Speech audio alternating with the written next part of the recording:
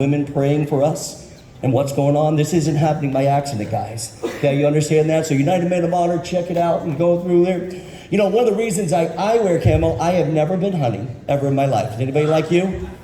I have never been hunting ever in my, now I hunt for fish, but I've never hunt for animals, you know, to wear the camo. The reason why I wear camo is because I'm a chameleon.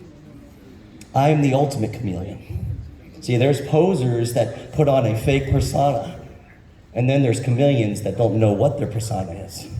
They are whatever they are, or whatever they're around. They blend in with their things. And how that started is the first chameleon started with that little boy, that little 3-year-old there, who was the apple of his dad's eye, who his dad gave him his own name and put it there. That was here, but even there, what 3-year-old wears a turtleneck and a double-breasted jacket? See, it started there, okay? And then that was right after, what you don't know, you see behind those smiles is, my dad was just graduated seminary to be a pastor.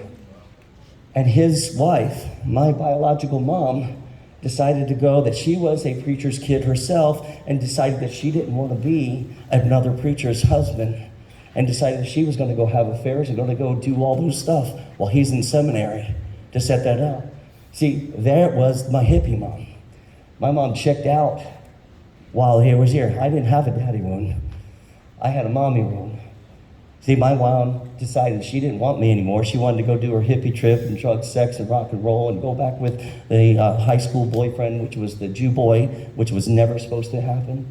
And so they went and traveled, and I'll never forget, you know, looking at that when I was 7 years old, I looked and I saw them, and she left for Colombia for them to go do their Andes Colombia trip and do all the stuff they did. I'll never forget, I put my head on my desk, and there was a wound.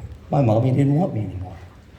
And I was left with a father and a stepmother, and my father started a church, and my dad was gone for a period of time, so I felt totally alone. Anybody ever feel like that?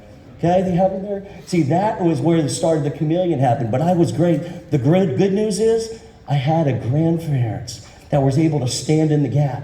Like John Eldridge's story, I had my dad's dad, Jasper Hobbs, that was there and got me through those tough times while my dad was starting the church, and while my stepmother, me and her didn't agree because I didn't want to accept her. And so I did everything I could to be a problem child, and because she came from South Georgia family with 10 kids, the only way that she knew how to handle somebody that was as rebellious as me is you had to go pick your switches, you had to go pick your belts, you had to go try to avoid shoes when you could, you understand what I'm saying? It was like Clint Eastwood with the floor on, you know, that kind of thing, that's what happened. But I had a grandfather that did it, but just like Eldridge, at 14, 1979, my grandfather was killed in a head-on collision at 54 years old. It can happen to anybody, anywhere. That was very telling, because that's what motivated my dad to start into the business. Because what happened to our family is that, he had insurance, but it was the wrong kind, and then my grandmother had $400 a month for the rest of her life and was able to go through it. So I found that, but having grandparents, and to have a father who loved you, who pursued you, that was jacked up, screwed up, made mistakes. We were so frustrated with each other for so long. I mean, he couldn't even be original and give me my own name. I mean, that was the way it was. And I had to prove that I was going to be the new and improved version. I had this thing on there, but he pursued me. He was that Revelations 3:20, behold, I stand at the door and knock. See, I didn't have that. And it's a father. I have three half brothers. They're there, and I have a half-brother with my mom, my stepmom. But that was while I was at college. That picture happened the year before I went to college. And while I was in college, that little boy was hit and killed by a car playing in the front yard. The car ran off the road and hit and killed him. Took him home instantly. Another hit. Another thing. See what I've gone through. But that's what made me a chameleon. But I have good news, guys. We're here to talk about the adventure. See, some of you see my smile, and some of you guys see my prayer, you see my posts, and you see the things that I put up there. I want you to understand it wasn't always like that. And the decisions you guys made last night, and some of the re-decisions you guys made today, and some of the puddle of tears in that prayer room that we had today is the start of your great adventure. See, we're here. I just went and celebrated 95th birthday for Reverend Rudy Sorello Sr., who's been a Christian and accepted the Lord 81 years ago.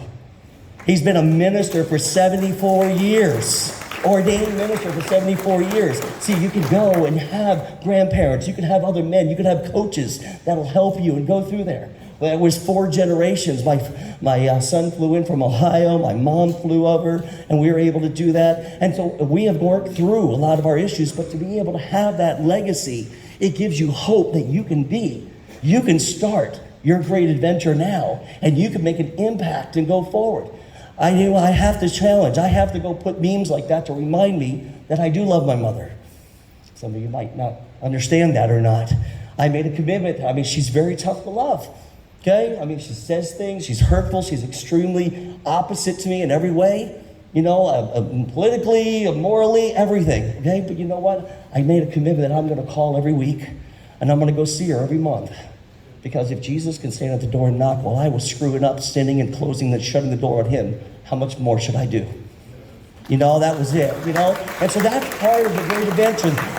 Because then when I decided I was going to be, this is my high school picture. This is what I looked like when my dad started the business. Okay, you see that? Look at that guy. I mean, he had a guitar in the back. He looked like everything was there. Graduated, most likely to succeed. Went through all that, but he was still a chameleon. He'd be like that to show. Then he'd go hang out with his druggy friends or his drinking friends, and he was just one of those other guys. He was unrecognizable. He was a chameleon. But the other side, the great news is, and that's what it looked like, the great news that changed my life was when my son was born, when I was 24. Okay, it made a difference. Now I had a meaning. I had a purpose. It wasn't about being a chameleon. It was about being somebody that boy can count on. Being that somebody that can make a difference. Oh no, I hit the wrong button. Okay, here we go. And, you know, go through. This is what I looked like 20 years ago when I promoted my brother, regional vice president. That's my son's mom. We were married for 20 years. 5 years later, she decided to check out. She no longer wanted to be Mr. Hobbs and Mrs. Hobbs. She no longer wanted to be a mother. She wanted to go back and be a teenager again. So again, I resurrected, and I became Fozzie. Fozzie Bear. Everybody seen Muppets? Wazza Wazza? Okay, that was me. All right? I went back to that again. When I went through my life change, I went back to that again. And I even just had a little bit too much captain in me. So, and I was putting on the picture, right? Because I was a chameleon everywhere we was going. But the great adventure, even on Christmas, I was a bad Christmas elf, okay? You know, so what I was doing is I was chameleoning. I was being everything that the world wanted me to be and not realizing that I had an adventure to live. Not realizing here. So on the other side of it is I mentioned this talk, I did this in May. I got 200 years of godly men in my history when we looked up everything. Okay, you see Hezekiah Hobbs in 1700s, Charles Hobbs, Henry Buell, my Jasper's the one that went to heaven. Okay, and my dad just passed away. It's the first boot camp he hasn't been to, you know, and then my brother and myself. You understand that 200 years of godly men did not change my decision making, but it gave me hope and a solution and credibility that I could be better, that I could go live and adventure to live. And so my son has made him and made memories all over the world. I'm so proud of him. He's my best friend. We get together, we talk. He lives up in Ohio, so I quarantined a lot up in Ohio, you know, during COVID and everything. But we've had great adventures. We've been able to do things together. We were able to baptize him with my dad, and baptize when he got out of the Navy, out of work on the aircraft carriers. He came home and said, "Dad, I want to be baptized by you and Papa." Okay, what a great experience on the other side. We had 3 generations was able to be here at boot camps. See, if you're not able to get your parents or you start now. Start your 200 years now. Start your great adventure. Make it happen. See, this is what it looked like. You know, dad in the middle.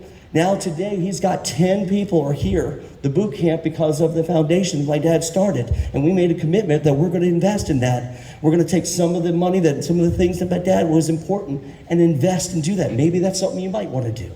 Maybe that might be something you want to do to start your adventure. Then God gave me the love of my life. Gave me a second chance. Somebody's as opposite as me. I mean, pink and tiaras all over the place. I have a pink kitchen that she built in our house. Okay? If you look at womenworldleaders.com, you'll see pink and tiaras and all that kind of stuff. We could be as opposite to be, but we're heartmates. We've got the same heart for God. We've got the same heart for people. And we could be as opposite can be and go to the same place, have the same goals, and we can win. and we can be happy, and we can go, and we can accomplish great adventure together. And so what we did, we had a shotgun wedding, got married in 2 months after meeting, okay? And then we went and decided that I took her on a mission trip to South Africa, because we have 3 orphan care centers over in South Africa. So what I was able to do is, I was able to get completed, I was able to switch out from the Chameleon. And I was able to switch out and become the Great Adventurer. How many of you guys would like to go on a great adventure? How many of you guys want to be on the other side? Okay, are you guys ready? Are we ready? What I did is that some of you might be in a transition of life. Oh, good. You are my brother's keeper. Okay, got it. That's the most southern point of South Africa. I took her on our honeymoon. We went on a mission trip to go be with our 136 kids. We just happened to get a great opportunity to go and experience things and to go travel. Start your adventure. We went on safari. That's the full moon rising out on safari in the Serengeti. Seeing God's great hairs. Why don't you make experiences, right? You go live a life of significance. These are our kids. They're able to eat. Their grannies that live in shacks are able to have food and have clothes. We lost 2 of our orphan care workers to gunshot and stabbing during COVID lockdowns. You understand? They were all former orphans themselves. We were empowering them to empower others. Come join the Great Adventure is amazing. So to do that, go to Ethiopia and go train. I believe I've been vaccinated, all the other stuff that happened. I've gone through it. Today I made some different decisions about some things, and I'm going to work on my immunities. But I believe that travel and making a difference in this world, you need to be significant. You need to be successful where you are so you can be significant in this world. Does that make sense? Okay? You need to find a way to go get successful where you are so you can go do the adventures. Because you understand ministry takes funding. This was the last picture taken of Bogani. When I was there on a mission trip, 6 days after this picture was taken, he went home to be with the Lord. He was one of our HIV orphans for 14 years. I was able to make a difference in that family's life. I was able to do that because what? The great adventure. I took advantage. I made those puddle of tears. I made that commitment. I took action and went forward. Join us. Go have fun. Go play with lion cubs, right? Go have tigers come lick your face, right? Go do that, because there is so much better on the other side. It just takes commitment, it takes work, and it takes a decision to make a difference, right? And you got to have a vehicle, right? I've been able to preach at TBN. I've been able to go and share my story at different opportunities. Why? Not because I'm any better than any of you. I am one decision away from being a sinful man. But it's because of realizing that it gives me power to depend on the Holy Spirit to go and help me become more than I can be on my own. And I'm not worried about the man I used to be. I'm not worried about the chameleon anymore because it's not me anymore.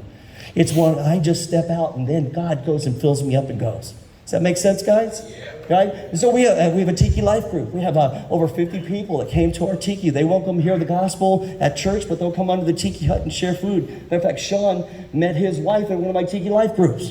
Okay, yeah, all right? He did that. We're able to make an impact because what? We opened our house. The early church, you read Acts, was not big buildings. The church was at people's homes. And if the country and these things get to be there, we might need to empower men to go have life groups again. Go empower women to go have those things, right? I was able to start when we started the Bible study, but I was able to do it. My wife had a heart for women. Saw what we were doing for men. This is my 9th boot camp. Saw what was happening for women. So we started womenworldleaders.com. Go check it out. The daily devotions, weekly podcasts, a magazine. They got 2 books coming out this year. We're trying to do it, and that's what we're going to do with United Men of Honor, to do the same, maybe do that. But on Daystar TV, my wife and I, to be able to share a passion. Why? Because we're on mission.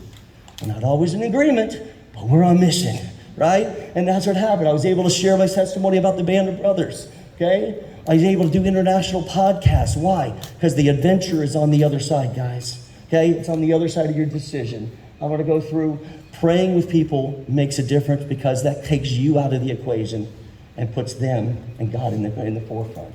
So I'm going to finish. There was my grandfather at 895. There was a prayer tent, and I'll close with this. There was a prayer tent. And so he goes up there and she goes up and asks, how can I pray for you? And that's what she asked him in the wheelchair. And you know what he turns around and says? I want to pray for you. And he took 2 minutes, and he just went and sat and prayed. The woman, the puddle of tears. Because when you serve the servants, you become the servant leader.